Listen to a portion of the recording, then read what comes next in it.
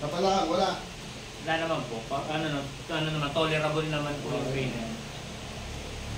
Wala naman.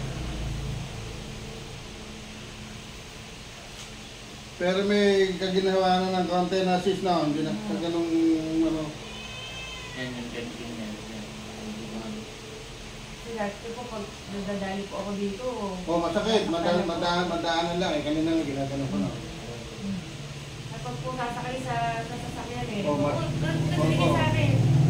Masakit yan. Doon pa siya umupo sa dulo kanina bago siya makalabas. Kasi nga, no. Kasi alam ka, kaya kanina eh, na-observe ako. Pag ginano ko, ayan. Nakabukas nga pero meron pa rin yan. Sa loob kasi nasa loob. So, ito, ganun din, oh. Narinig mo yan, hanggang leg na, oh. Nabig nga, huwag mo yung tigil. Relax mo lang.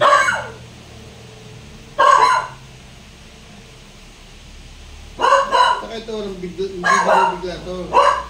Alalay lang talaga. Ito, hindi mo pwede. Kaya niya, masakit yan.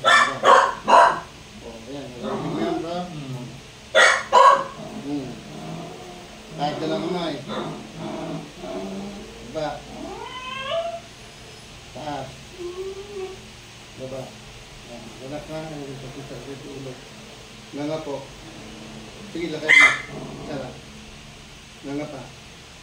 Sara. Yun, isa pa. Sara. Nga.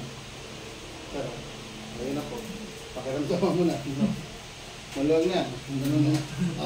Laki malalim, malawag din pagpingan mo. Eh, hindi yun sa lamig, sa lamig ito. Bakit may tao katatika ka? Di ba? Ngayon, pinagbibintangan nila kasi malamig na yung hindi po, kahit gano'ng kalamigan, pag walang naipit dyan, walang tumigas namin dyan, walang ano yan. Ngayon, para maiwasan din yung mga ganyan, huwag kayo magpapatutok sa electric fan. Ngayon nag-swing. Magkakaroon ng mga Bell's palsy, bumabagsak to. Kaya mga tanungan, tutok ng electric fan. Ito, hindi yan sakit sa lamig. Magasakit sa lamig. Pag malamig ang panahon, dahil may process ka, pumikirot yan ang sakit. Kasi nga tumitigas nga lalo siya eh. Diba? Kaya lagi nila sinasabi. Kasi ano, yung magsakit na sa lamig. Tapos, iwasan niyo po yung magpabentusan lagi.